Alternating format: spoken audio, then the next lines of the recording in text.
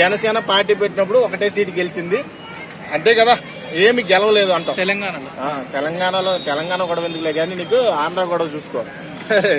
తెలంగాణలో గొడవ ఎందుకు, మళ్ళీ అవన్నీ రెచ్చగొట్టే మాటలొద్దు, అది ఎక్కడికో వెళ్ళిపోద్ది. ఇంకా నీకు ఆంధ్రాలో గెలవదని పుట్టగానే ఎవడు ఏమి నేర్చుకోడు, అర్థమైందా?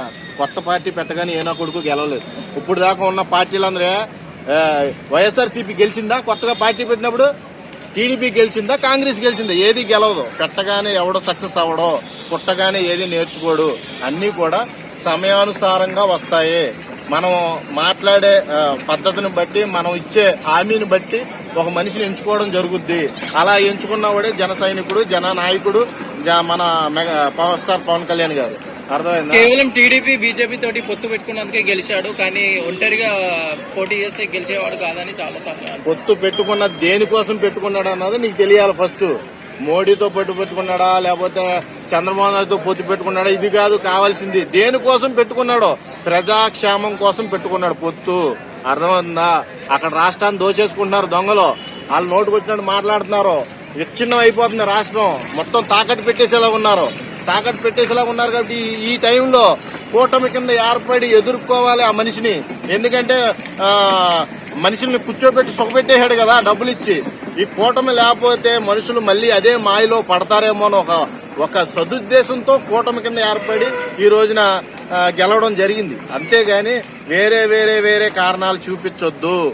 ఇది ప్రజల క్షేమం కోసం, ప్రజల సంక్షేమం కోసం ఈ రోజున ఈ పార్టీ నిలబడడం జరిగింది, కూటమి ప్రభుత్వం. అర్థమైందా? మీరు అనుకునే లాలూచీలు ఏమీ లేవు వాళ్ళ దగ్గర. అర్థమైందా? ఆ లాలూచీలే ఉంటే అప్పుడే సపరేట్ అవుతాంలే.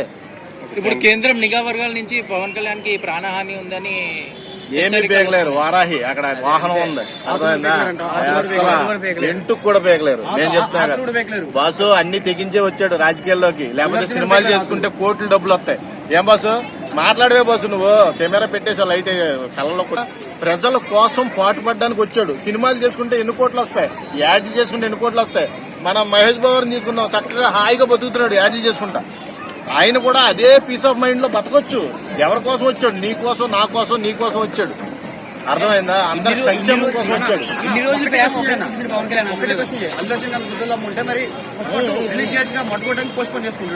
భయం ఆర్మీ ఉంది కదా, మరి రిలీజ్ చేయమను. ఆర్మీ అంటే అప్పటికి ఈ పక్క చల్లారద్దే. December 6 ఎందుకు పెట్టుకున్నాడో భయం వేసే.